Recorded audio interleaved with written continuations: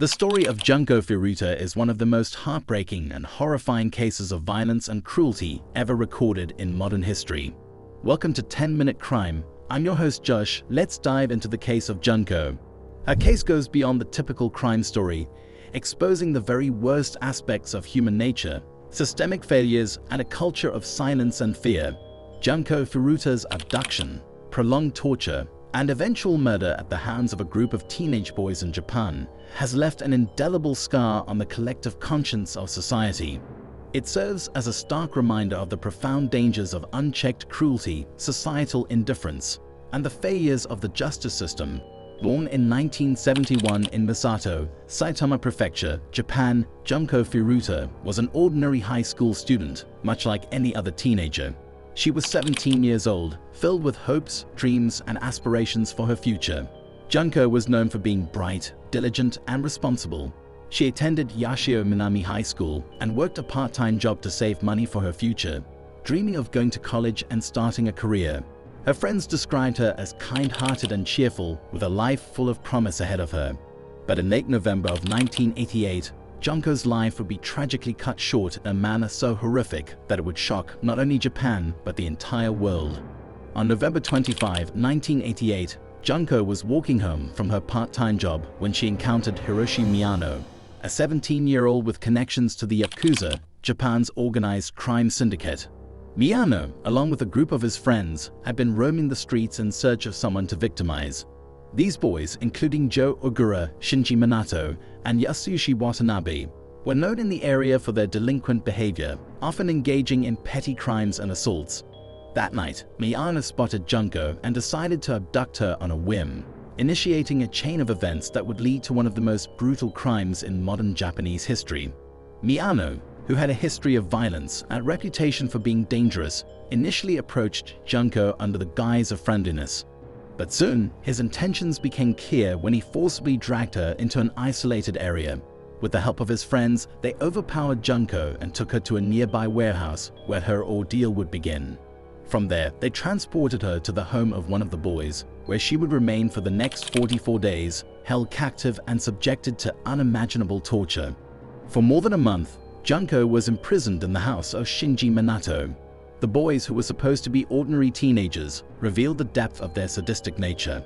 Over the course of her captivity, Junko was subjected to relentless physical, emotional, and sexual abuse. The details of what she endured are so horrifying that they are difficult to comprehend. The boys beat her regularly, raped her repeatedly, and subjected her to unspeakable forms of torture. They burned her with cigarettes, poured hot wax on her, and inserted objects into her body. Junko was also forced to consume her own urine and feces and was starved for days at a time. The abuse was so severe that it left her body broken and mutilated beyond recognition. One of the most disturbing aspects of Junko's captivity was the fact that the boys' families were aware of her presence in the house. Shinji Minato's parents knew that Junko was being held captive, but out of fear of their son and his gang's connections to the Yakuza, they did nothing to stop the abuse. This shocking level of indifference from the adults in the house speaks to a culture of fear that permeated the situation. The parents, terrified of their son's violent tendencies and the potential repercussions from the Yakuza, chose to turn a blind eye to the horrors that were unfolding under their own roof. During her captivity, Junko was forced to call her parents and lie to them, telling them that she had run away and was staying with friends. Her parents, relieved to hear from their daughter, believed her and did not report her missing. This allowed her captors to continue their reign of terror without fear of the police looking for her. The cruelty of this psychological torment, combined with the physical and sexual abuse she endured, created an atmosphere of utter hopelessness for Junko. She was completely isolated, with no one to turn to and no chance of escape. As the days went on, Junko's condition deteriorated rapidly. Her body was covered in bruises, burns, and cuts, and she was barely able to move. The gang grew increasingly sadistic as they watched her suffer, taking pleasure in her pain and treating her as nothing more than an object for their amusement.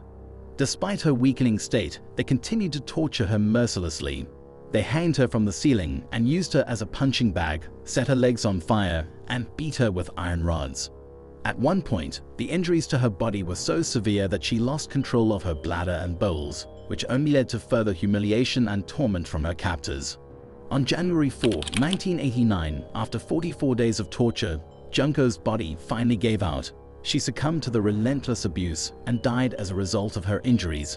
Even in death, her captors showed no remorse or respect for her body.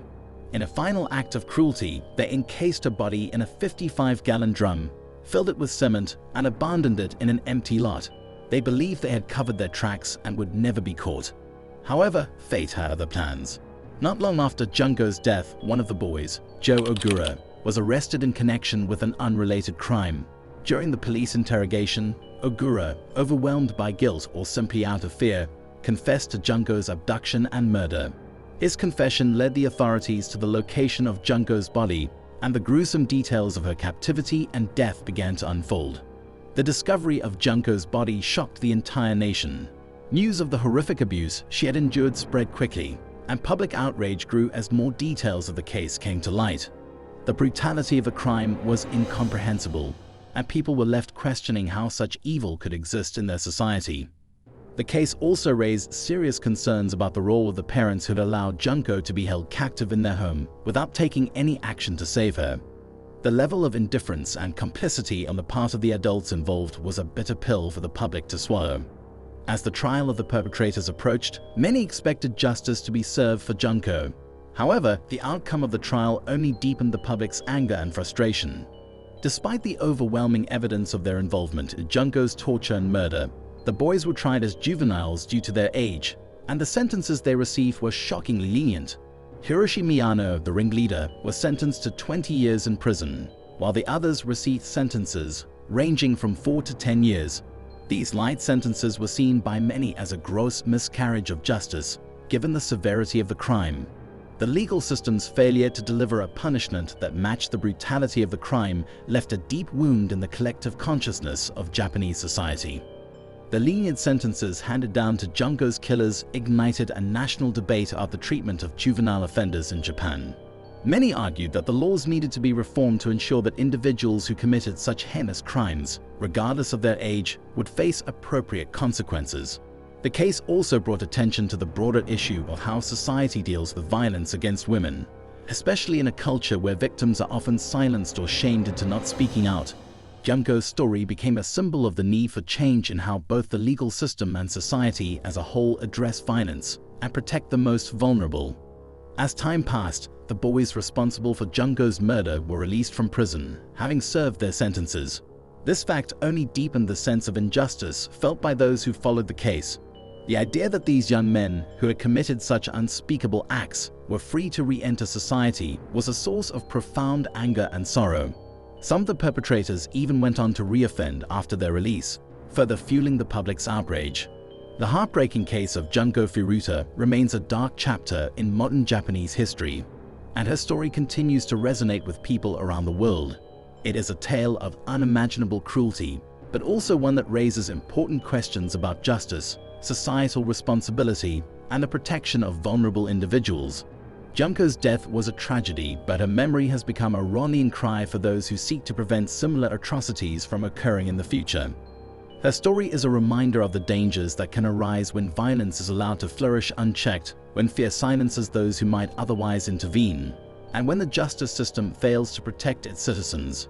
Junko Furuta's life was cut tragically short, but her legacy endures as a symbol of the fight for justice and the ongoing need for reforms to protect the most vulnerable in society. Though nothing can undo the pain and suffering that Junko endured, her story serves as a powerful reminder of the importance of standing up against violence, advocating for the rights of victims, and ensuring that those who commit heinous acts are held accountable.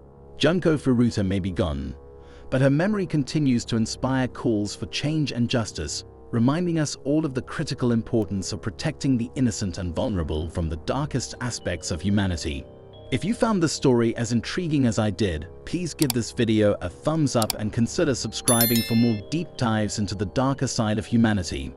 Don't forget to share your thoughts in the comments below. Again, I've been your host Josh, and until next time, stay curious and stay safe.